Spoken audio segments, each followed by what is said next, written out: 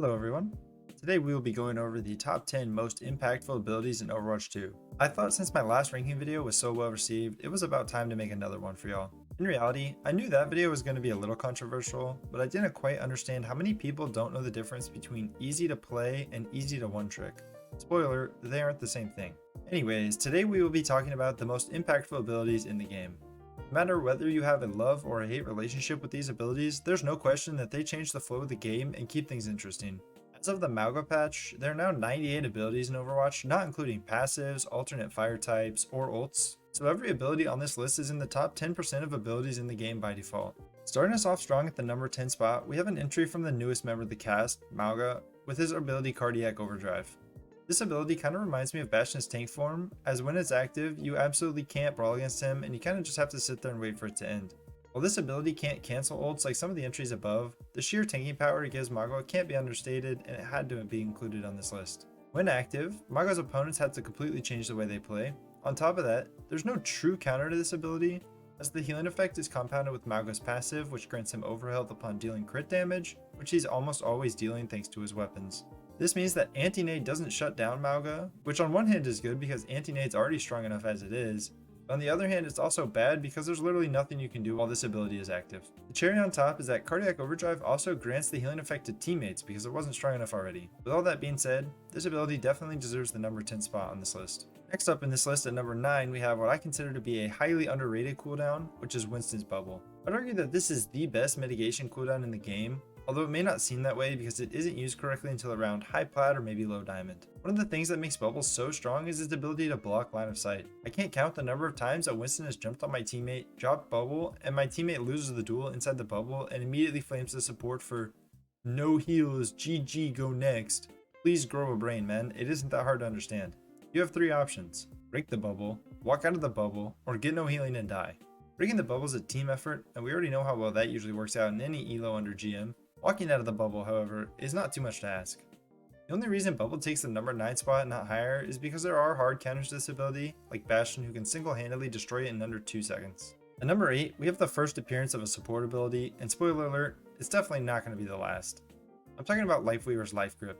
Love it or hate it, you can't deny how much of an impact it can have. Good Lifeweavers can save their out-of-position teammates, reposition immobile characters, and deny various ults, including Flux, Grav, Shatter, Annihilation, Terror Surge, basically every single tank ult, and plenty of DPS ones as well. The catch is Lifeweaver has to have good positioning himself, or the pull won't be able to help anyone. The other catch is, and yes there's more than one, is that this ability can be used to the detriment of your team as well.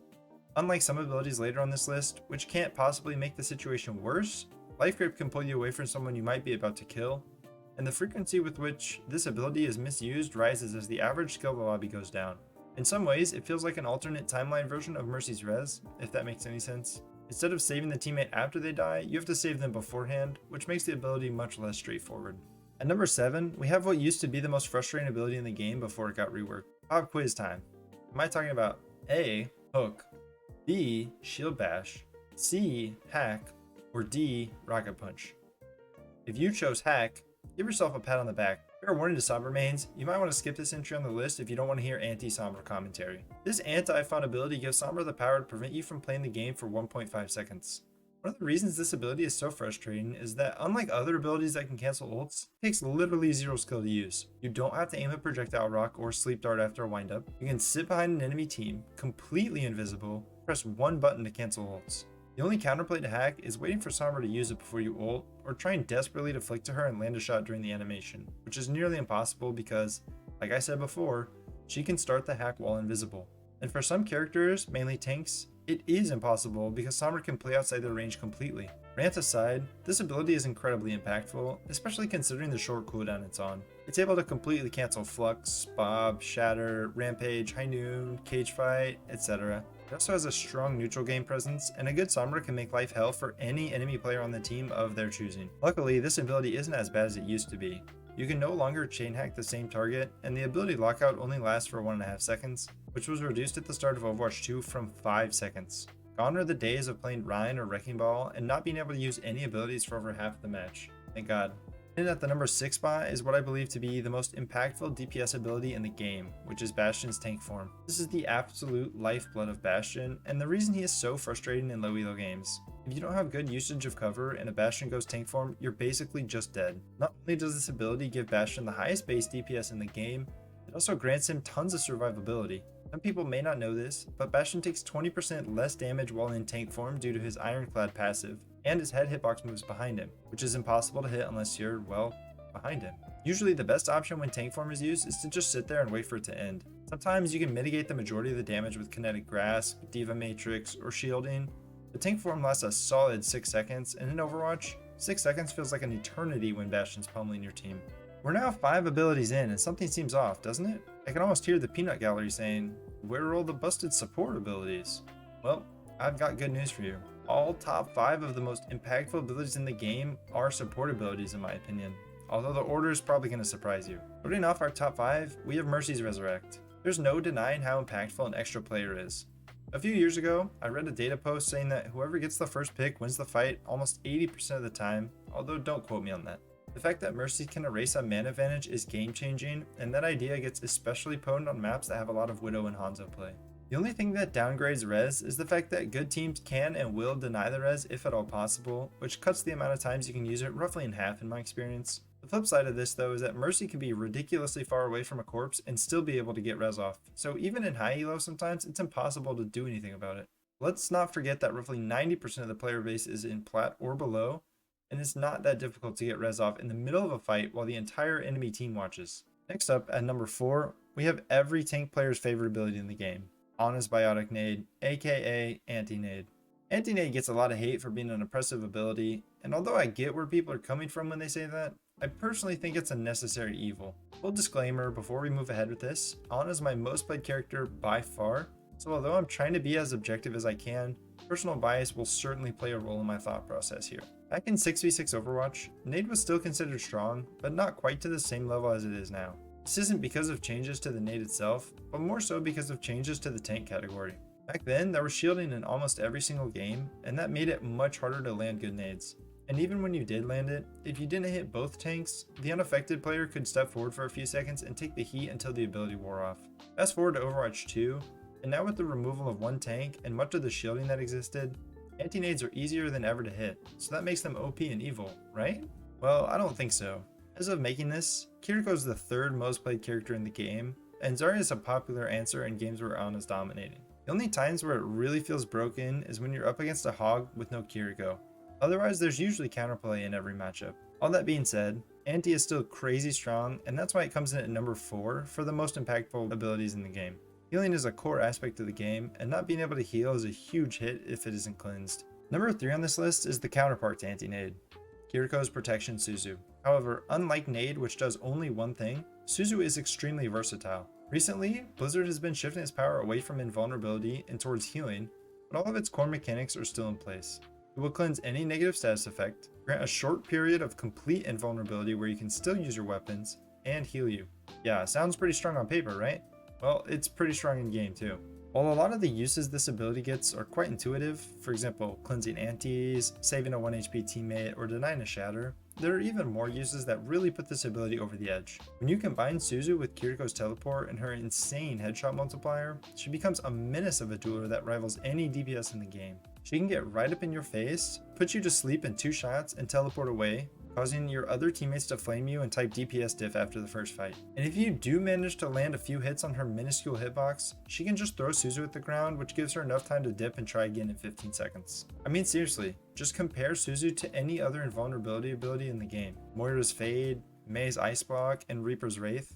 All of those either leave you unable to shoot or use other abilities, or they completely lock you in place. And they can all only be used on the character who has that ability. Suzu, on the other hand, can be used on your entire team at once, in conjunction with other abilities, and you can shoot at the same time. Wait a second, when I put it that way, it does actually remind me of something else. Which leads us to our number 2 spot on this list of the most impactful abilities in Overwatch 2. This next ability can shut down big ults, save your teammates from certain death, and even make the enemy Roadhog leave the game after he gets slept for the 74th time that round. That's right, you got baited, I'm talking about Sleep Dart. I'm putting myself out here a bit on this one, but I really believe Sleep is more impactful than Nade. While it is much harder to hit, the payoff is crazy when you do. If you're lucky enough to get a teammate to come over and help, you'll end up with a free kill every time. If you aren't so fortunate, you can land one shot and a nade completely for free, which puts the majority of the cast in one-shot territory. Of course, some characters will shrug it off, like Reaper or Tracer, but even they might not have the cooldowns, and in that case you can usually pick up the kill with a little bit of luck. If you hit it on a tank,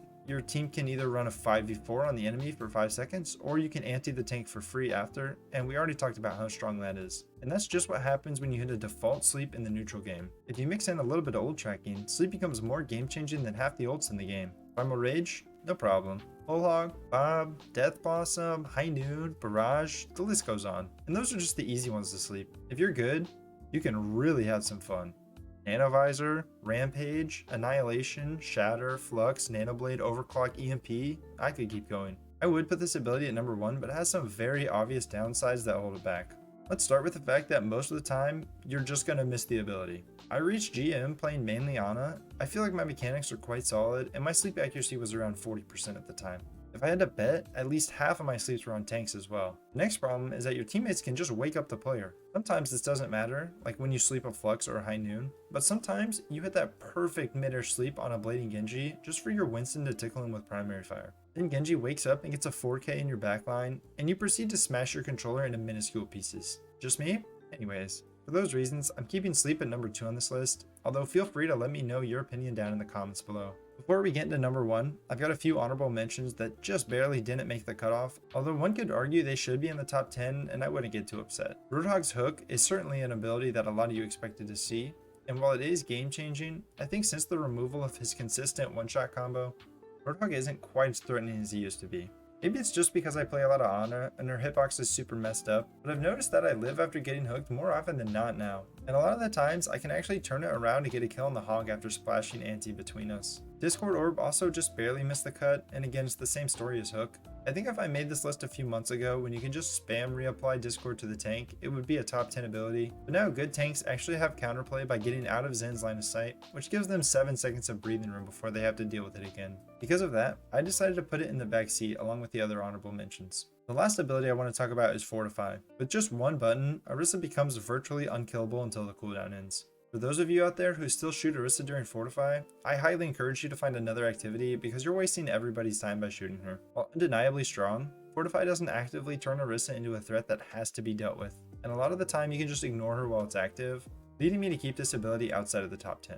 And moving on to the number 1 spot today, the top of the top, the absolute best ability in the game, and the reason you probably clicked on this video.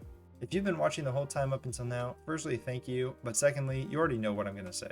For those of you that skipped to this point, I present you with the most busted ability in the game, even more than Suzu or Nade or Rez, and that's Baptiste Immortality Field, better known as Lamp. There, I said it. Lamp's the most impactful ability in Overwatch. Sue me. For legal reasons, that was a joke. Please don't sue me. Lamp, like Suzu, has the power to make everyone in its radius invulnerable. The difference is that Lamp lasts literal ages. Well, Rekt, why don't you just shoot it? Gee, thanks. I actually never thought about that before. Oh wait, that placed it behind cover. Guess I'll just die then. Oh wait again, actually, we just destroyed it, now we can finally kill them. Stop lying to yourself. That party pressed shift and shot the floor once, now he and his entire team are full health again. There's a reason he's referred to as the man with 3 health bars. So along with negating 80% of the ults in the game, you might wonder what else Lamp can do. Well, I'm glad you asked. It can save teammates who are going to die. It can enable aggressive ultimates like Blade or Visor. It can allow BAP to 1v1 any DPS in the game. It can be placed next to a corner and then allow any player on your team to peek out for the entire duration of Lamp with no healing and no risk of dying. You haven't experienced a real game of Overwatch until you have a literally invincible damage boosted Bastion spraying your team, and the only thing you can do about it is run away or die. Lamp is slightly balanced by the fact that it's on a 25-second-ish cooldown, but we're looking at what has the most impact, not at what has the most impact the most often. The best counterplay to Lamp is just forcing it out before you use your big ults, which says a lot about how strong it is. I could go on and on about this ability, but I feel like I've made my case by now. Let me know what you agree with in the comments below, if anything, or if you feel like I misplaced something, you can let me know that as well. That's all I have for today. If you made it this far, I would appreciate a like. You guys really are the MVPs that are carrying this channel, and I couldn't do it without you. I hope you enjoyed, and I hope you have a great rest of your day on the ranked ladder. See you in the next one.